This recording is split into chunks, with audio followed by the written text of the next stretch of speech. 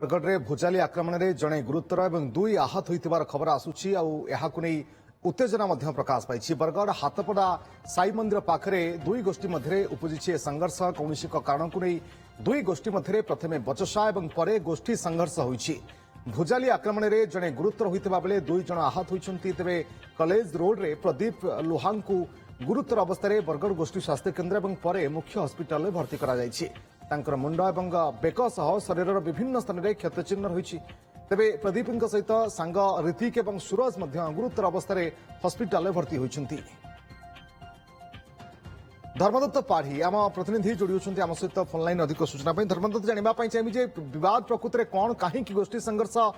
देखादेला, police किभली भाव में घटना बर्तमान तदंत कर जो तीन जन गुरुतर होइछन्ति सेमानकर अवस्था कौन? देखो रश्मि संध्या बेले गोटे अभावन घटना सामना को आसला, अप्रीतिकर परिस्थिति सामना को आसला कि जो बरगढ़ हाटपदा साई मंदिर अच्छी पाखे गोष्ठी संघर्ष दुई गोष्ठी मध्य रही। प्रथम बचसा होता जहाँ सूचना रही कौन कारण को लेकिन बचसा पर दुई गोष्ठी मध्य हाटाहुति परिस्थिति और जहाँ सूचना मिली भुजाली आक्रमण होता जहाँ सूचना रही आम पाखे जो कॉलेज रोड प्रदीप लोहा बयस 24 वर्ष हम गुरुतर अवस्था बर्तमान जो रखा प्रथम गोष्ठी स्वास्थ्य केन्द्र को नहीं डाक्तर किंतु स्वास्थ्य अवस्था गुरुतर अच्छी कहवा सीधासल भाव में डीएचएच बरगढ़ मुख्य हस्पिटाल को रेफर करछन्ति। किंतु सहित जो दुई जन सांग थिले से आहत होती चिकित्सा चली सांग ऋतिक और सूरज किंतु सबुठ बड़ प्रश्न कहीं दुई गोष्ठी मध्य गोष्ठी संघर्ष है कौन थी संघर्ष पछर कारण कहीं भुजाली हाताहुति है पूर्व कौन शत्रुता थी कि ये विभिन्न दिग को लेकिन बर्तमान पुलिस तदंत किंतु सबुठ बड़ प्रश्न बजार पाखरे जिते संध्या समय खुलम खुला भाव आसुंच जहाँ सूचना मिली निशासक्त अवस्था किसी जन थे भुजाली आक्रमण होती पुलिस घटनास्थल तदंत कर चापा उत्तेजना हस्पिटाल नवा समय देखा मिलता किभली भाव में तदंत कर कहीं घटना घटला पछरे क्यों को मैंने सामिल अच्छा पूरा पुलिस गोटे टीम छानबीन करपटे सहर विभिन्न स्थान में बर्तमान पुलिस मुतयन अच्छा चापा उत्तेजना जो भाव न हो से समग्र स्थान में पुलिस बर्तमान कड़ा चेकिंग पहरा दौर। रश्मि उभय पक्षों तरफ कौन प्रतिक्रिया आसूची कि वर्तमान स्थिति संपूर्ण आयत भितर अच्छी?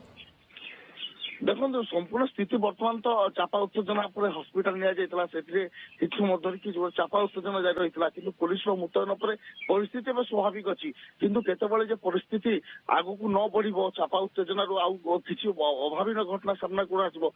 पुलिस सजग अच्छी किंतु ये जो भुजाली आक्रमण करागला ये दुई गोष्ठी मध्य संघर्ष है पछरे कौन प्रकृत कारण था ये पुलिस बड़ चैलेंज छानबीन चली अंपटे जो आक्रमण जो सुना परिवार सहित आम कथबार्ता होलु प्रदीप जो लोहा रही न्याय दरकार यथाशीघ्र जो मैंने आक्रमण कर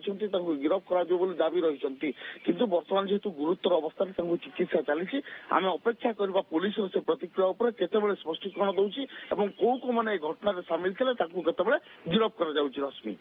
ओके, बहुत बहुत धन्यवाद आपन समस्त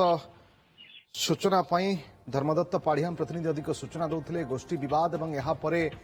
तीन जन ए गुरुतर आहत होती कि कारण कौन कहीं संघर्ष देखादेला पुलिस घटना